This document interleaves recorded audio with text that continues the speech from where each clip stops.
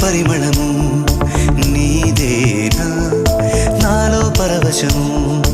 నిజమేనా బొండు మల్లి పువ్వు కన్నా తేలికగు నీ సోకు రెండు కళ్ళు మూసుకున్నా లాగు మరి నీ వైపు సొగసును చూసి